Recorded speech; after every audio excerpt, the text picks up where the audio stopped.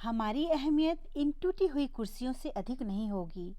विमला जी ने जब सुना कि बेटा किसी और लड़की से प्यार करता है तो उनके कदमों तले अरमानों की जमीन खिसक गई। सर पर हाथ रखकर उस पल को कोसने लगी जब लड़के को इंजीनियरिंग के लिए इंजीनियरिंग की पढ़ाई के लिए दूसरे शहर भेजा था, और रो रो कर अपने आप को दोष देने लगी। मैंने तो ऐसा कोई पाप नहीं किया था, सबके साथ अच्छा व्यवहार ही किया, फिर ये मुझे किस बात की सजा मिल रही है। उनके पति सूर्यभान जी भी उदास बैठे थे। तभी निरंजन जी आए, जो कि सूर्यभान जी के पारिवारिक मित्र थे। उन्होंने सूर्यभान जी को समझाते हुए कहा, देख सूर्यभान, हमारा जमाना अलग था और अभी तो अपने आप को इस माहौल में ढालने की कोशिश करो, नहीं तो जिंदगी कष्टकारी हो जाएगी। क्या कर सकते हो अगर बेटा विकास नहीं मान रहा है। तभी निरंजन जी की बात को बीच में ही काटते हुए सूर्यभान जी ने कहा, मैं जानता हूँ कि ये हमारा समय नहीं है जो बाबूजी की बातों और उनके सम्मान के लिए हम अपने आप को कुर्बान कर देते थे ताकि उनका सम्मान कम ना हो। अब जमाना बदल गया है और अच्छा ही है। हम भी नहीं चाहते कि हम अपनी पसंद अपने बच्चों के ऊपर थोपें। तो दिक्कत क्या है, लड़की तुम्हारी जात की नहीं है? आश्चर्य से निरंजन जी ने कहा, लड़की हमारे जात की नहीं होती तो भी चलती। ये लड़की अलग क्षेत्र की है, जिसकी भाषा भी अलग है, हमारे रीति रिवाज संस्कार को भी नहीं जानती। हम उसके रीति रिवाज भाषा को नहीं समझते। क्या वो हमारे साथ सामंजस्य बिठा पाएगी? मेरी छोड़ो, बिमला कैसे सामंजस्य बिठा पाएगी उसके साथ? यही सोचकर थोड़ी चिंता हो रही है। बेटे को ये समझ नहीं है कि शादी दो परिवारों के बीच होती है, न कि दो लोगों के बीच। लेकिन आजकल तो बस पति पत्नी ही एक दूसरे को अपना समझते हैं, माता पिता के बारे में नहीं सोचते हैं। और भी बहुत सारी बातें हैं। बेटे को लेकर भी चिंता है कि वो अभी नहीं समझ पा रहा है। क्यों आप लोग उसे अपने रीति रिवाज बताइएगा, सीख जाएगी। आखिर तुम्हारे घर की बहू बनने जा रही है, तुम लोगों के साथ ही रहने वाली है। समझाते हुए निरंजन जी ने कहा, नहीं, बहू ऐश्वर्या हमारे साथ नहीं रहेगी, वो भी जॉब करती है। सूर्यभान जी ने दूसरी तरफ देखते हुए कहा, हाँ तो अब तुम लोग विकास के साथ ही रहोगे ना? आखिर कब तक अकेले रहोगे?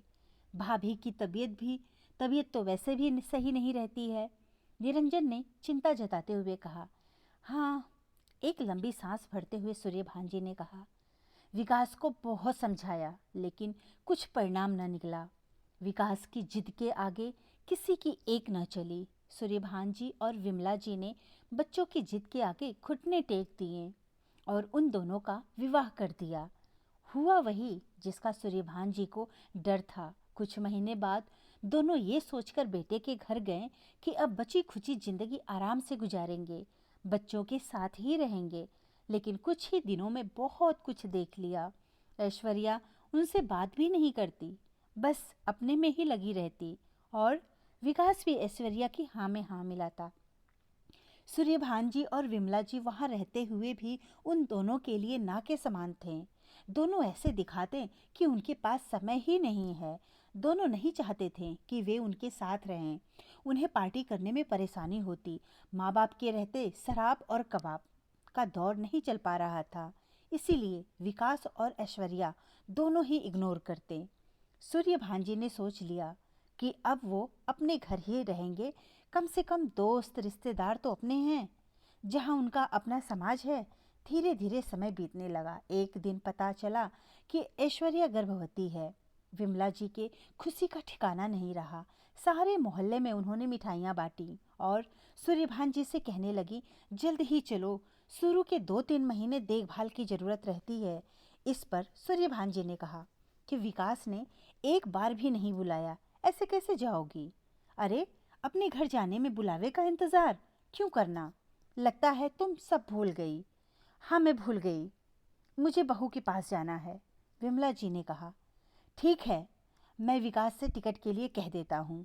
दूसरे दिन सूर्यभान जी ने विकास को फ़ोन लगाया और कहा, तुम्हारी माँ आना चाहती हैं बहू की देखभाल के लिए। इस पर विकास ने कहा, अभी सब ठीक है, चिंता की कोई बात नहीं, जब डिलीवरी होगी तो मैं आप लोगों को बुला लूँगा। सूर्यभान जी को यही उत्तर की उम्मीद थी, लेकिन विमला जी का दिल टूट जाएगा यही सोच रहे थे। तभी विमला जी ने कहा, क्या बात हुई? विकास कुछ लाने के लिए भी बोल रहा था क्या? मैं आज मठरी और गुजिया बना लूँगी। और भी बहुत कुछ बनाकर ले जाने के लिए कहा उसने। नहीं, उसने कुछ नहीं कहा और बोला कि अभी आने की ज़रूरत नहीं है, डिलीवरी के समय बुला लूँगा। सूर्यभान जी ने एक सांस में कह दिया। बिमला जी की सारी खुशी और उत्साह यह सुनते पल भर में ही शीशे की तरह चूर चूर हो गई। उस दिन से ही वो उदास और दुखी रहने लगी। बार बार बहू को देखने की जी जी करता, लेकिन मन मार लेती। अब उनकी तबीयत भी नासाज रहने लगी। सबसे बड़ी बीमारी जो लग गई थी, अपनों से परायापन की। समय बीतने लगा। डिलीवरी होने में 1 महीना बाकी था। सूर्यभान जी खाना खाने बैठे थे, तभी विकास का फ़ोन आया। उसने कहा कि मैं आप लोगों का टिकट करा देता हूँ, आप लोग आ जाइए। सूर्यभान जी ने अच्छा कह फ़ोन रख दिया। इस बार उन्होंने कुछ और ही सोच रखा था। विमला जी यह सुनते ही खुश हो गई। माँ जो ठहरी, सारी तैयारी कर ली। सूर्यभान जी उनकी खुशी को जानकर कुछ नहीं बोले। नियत समय पर वो बेटे के घर पहुंच गए, लेकिन इस बार तो नज़ारा बदला बदला था। बहू सास ससुर पर प्यार लुटाए जा रही थी। बेटा भी हर काम में सूर्यभान जी की सलाह ले रहा था और उसने कहा कि अब आप लोग यहीं रहिए, गांव जाने की ज़रूरत नहीं। बिमला जी फूले न समाई, लेकिन शायद सूर्यभान जी दूरदर्शी थे, इसीलिए उनकी चिकनी चुपड़ी बातों में नहीं आए। ऑपरेशन के द्वारा ऐश्वर्या को बेटा हुआ। 1 महीने होने वाले थे। बिमला जी ने बच्चा चच्चा दोनों की खूब सेवा की। ऐश्वर्या भी अब ठीक हो गई, उसका घाव सूख गया। दूसरे दिन सूर्यभान जी ने विमला जी को बोला, परसों हम जा रहे हैं, इसलिए सारा सामान पैक कर लो। इस पर विकास ने कहा, परसों कैसे जाएंगे और क्यों जाएंगे? आप लोग अब यहीं रहिए, महीने 6 महीने पर एक बार गांव चले जाइएगा।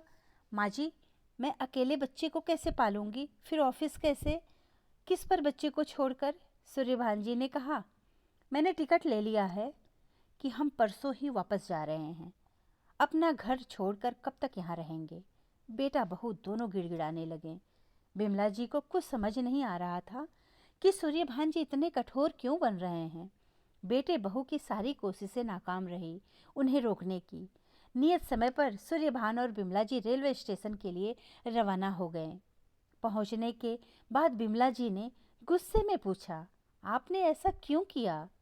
इस पर सूर्यभान जी ने कहा, तुम इतना ही समझो कि जब उन्हें हमारी ज़रूरत है तो हमें रोक रहे हैं।